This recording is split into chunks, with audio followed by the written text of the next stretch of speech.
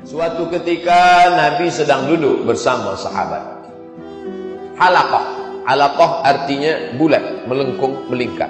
Nabi di tengah, sahabat berkeliling. Halaqah. Tak lama sedang halaqah, datang seorang lelaki. Air wuduknya basah di wajah sampai ke ujung janggutnya. Dia tenteng selipar. Dia pun masuk. Kata Nabi, tuan-tuan, sahabat-sahabat, bila engkau ingin menengok penghuni surga, itulah dia orang. Yang masuk itu ya Rasulullah. Ya, itulah dia penghuni surga.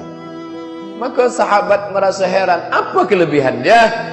Dia bukan Abu Hurairah yang penghafaz hadis. Dia bukan Abdullah ibnu Abbas yang pernah didoakan Allahumma faqihu fid din wa 'allimhu ta'wil. Dia bukan pula Sayyidatuna Aisyah istri Nabi. Dia manusia yang tak dikenal, nama dia pun tak siapa. Tapi bila engkau ingin tahu penghuni surga, itu dia orang. Sahabat datang ke rumah dia, bertamu boleh 3 hari 3 malam. Lebih daripada itu sedekah. 3 hari 3 malam hak kita kepada sahibul bait. Dia tengok makannya biasa saja. Dia tengok tidurnya tak ada berlebih kurang seperti manusia kebanyakan. Ini orang kenapa Nabi kata penghuni surga? Sembahyang dia biasa saja, ibadah dia biasa. Pada hari ketiga ia pun disoal. Tuan, sahabat berkata, manakala kami duduk bersama Rasulullah sallallahu alaihi wasallam, Nabi menunjuk engkaulah penghuni surga. Tapi aku sudah 3 hari 3 malam di rumahmu, aku tengok engkau pandang biasa saja. Apa sebenarnya amal engkau yang boleh menyampaikan ke dalam surga Allah? Apa jawab dia? Amalku tak lebih tak kurang sama seperti kalian. Hanya saja sebelum tidur malam, aku sudah membersihkan hatiku. Tak ada dendam kesumat sakit hati, tak ada sumpah serapah caci maki. Aku sudah maafkan semua orang yang menganiayaku. Dari terbit matahari tadi sampailah tenggelam matahari, maka hilanglah semua, tak pernah berkesan dalam hati. Apa maknanya? Surga tak selamanya direbut dengan al-hajjul mabrur, laisa lahu jazaa illal jannah. Surga tak hanya direbut dengan membina masjid, man bana masjidan banallahu mithlahu baitan fil jannah. Siapa yang haji mabrur balasannya surga. Siapa yang mampu membina masjid maka dibangunkan istana dalam surga.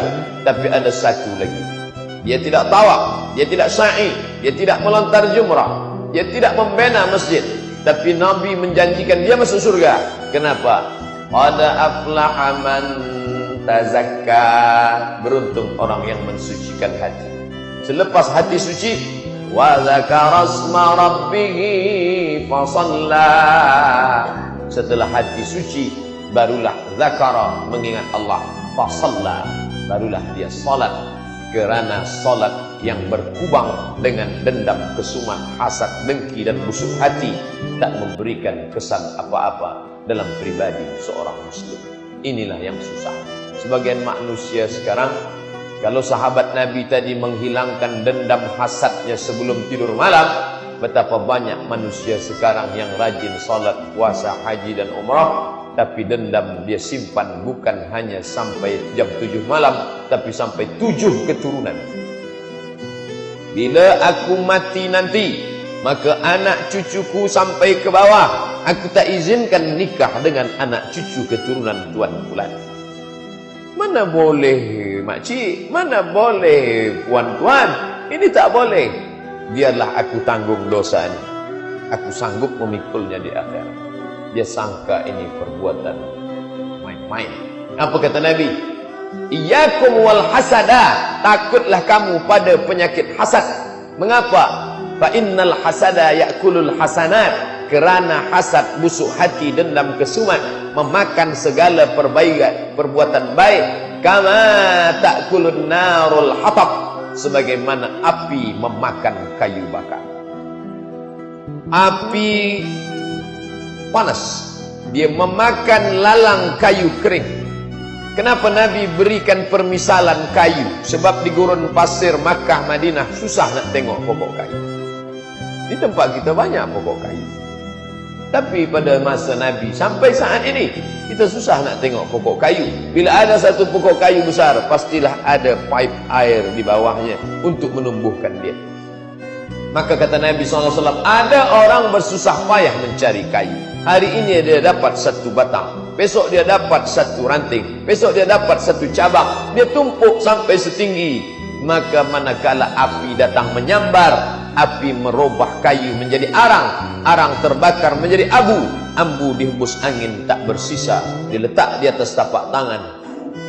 Begitulah amal orang yang hasad. Oleh sebab itu kita sadarkan diri. Hai Tuan Abdul Somad, engkau sudah beri tazkirah, engkau sudah beri nasihat, engkau sudah salat, engkau sudah puasa, engkau sudah menuntut ilmu. Kau sangka amal kau banyak, amal yang banyak bagaikan kayu, tapi bila kau ada hasad di dalam, maka dia akan hilang bagaikan debu yang dihembus angin. Oleh sebab itu, siapa yang tahu kita ni hasad? Yang tahu hanya kita dan Allah Subhanahu wa ta'ala saja. Andailah hasad itu ditampakkan Allah dalam bentuk zahir, sesiapa yang hasad satu kali, maka tumbuh tai lalat satu. Mungkin muka ni sudah hitam semua. Dan ustaz yang berwajah penuh dengan tai lalat hasad tadi memberi tajuk ceramah. Tajuk kita malam ini, bahaya hasad. Semua orang tersenyum dan berbisik, apa ni? Allah masih sayang. Bila orang dengar cakap engkau, bila orang cium tangan engkau, bila orang muliakan engkau, bukan kerana engkau mulia, tapi kerana Allah masih tutupi segala aib dan cacatmu. Sampai masanya dia akan bukakan. Yauma tublas sarair. Pada hari itu dibukakan segala rahasia. Maka di antara doa kita kepada Allah, Rabbana ighfir lana, ghafara, tutupi ya Allah. Mungkin ada bekas daripada paku, tak jadi memasang lampu, tapi manakala ditutup, hilang, tak tampak dia. Maka engkau tutuplah hendaknya dosa kami itu. Wa kaffir anna sayyi'atina, engkau tutuplah ya Allah. Tapi manakala engkau ulang balik, kami akan bukakan sebuka-bukanya sampai engkau pun malu melihat dirimu sendiri. Rabbana, ya Rabb, ya Allah, ma li hadzal kitab, mengapa buku ini la yughadiru saghiratan, tidak ada yang kecil wala kabiratan, semua yang besar illa ahsaha, semua tercatat dalam buku tulisan yang nyata. Semuanya, sekecil-kecilnya, sebesar tapak kaki semut yang hitam, di atas batu yang hitam, di tengah malam yang kelam, akan Allah tampakkan. Faman ya'mal mithqala dzarratin khairan yarah. Akan kau pandang dengan biji matamu, terang benderang, seperti memandang di tengah matahari terik yang panas. Maka pada saat itu kita pun tutupilah hasad yang ada di dalam. Saya ni Pak Ustaz Tuan Haji Abdul Somad, bagaimana menghilangkan hasad di dalam ini?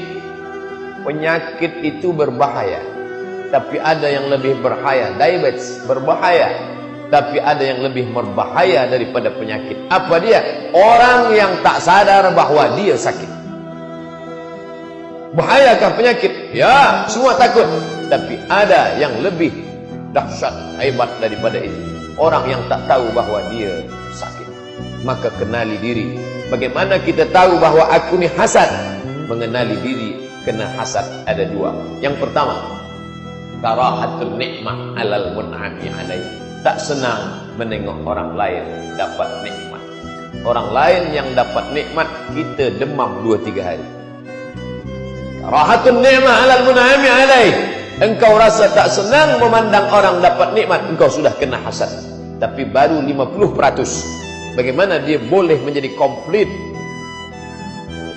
Wa hubbu zawaliha, engkau ingin supaya nikmat orang itu musnah daripada dirinya. Dari hasad inilah muncul hasud. Dari hasad inilah muncul ain. Dari hasad inilah muncul sihir. Dari hasad inilah muncul black magic. Dari hasad inilah datang bomoh. Dari hasad inilah semuanya. Maka kita diajarkan, wa min syarri hasidin idza hasad. Orang yang terkena penyakit itu disebut hasidin. Nama orang yang terkena itu hasad. Mohon maaf bila ada tuan bernama Tuan Hasidin. tak ada niat nak menyindir, hanya membacakan ayat dalam Quran saja. Wa min syarri hasidin idza hasad. Mengapa mereka tak mau percaya kepada baginda Muhammad sallallahu alaihi wasallam? Kerana hasad. Kami tahu dia nabi. Sebelum dia datang kami sudah bertawassul kepada Allah. Manakala Yahudi berperang dengan Bani Ghatafan, maka apa kata mereka? Allahumma inna natawassalu ilaika bijabi nabiyikal mursal. Kami bertawassul kepada engkau dengan barakat nabi yang akan datang di akhir zaman. Menangkanlah kami nanti. Yahudi bertawassul kepada Allah. Wa kanu min qablu yastaftihuna 'ala alladhina kafaru. Mereka Yahudi sebelum berperang mereka minta kemenangan dengan menyebut nama nabi yang terakhir. Kerana dalam kitab suci mereka disebutkan nabi terakhir itu keturunan Ibrahim alaihissalam. Mereka salah sangka. Dia sangka dari Ibrahim beranakkan Ishak, beranakkan Yakub, beranakkan Yusuf, beranakkan Yahuza. Yusuf ada saudara kandung Yahuza, keturunan Yahuza, Yahudi, Zeus. Dia sangka daripada ini, maka dia salah menduga. Rupa-rupanya dia memang keturunan Ibrahim, tapi daripada Ismail dan bukan dari Ishak. Maka apa kata dia? Ini bukan yang kami inginkan. Kami tak ingin yang ini. Kami ingin nabi yang Yahudi. Maka dia tak percaya kepada Sayyidina wa Maulana Muhammad sallallahu alaihi wasallam.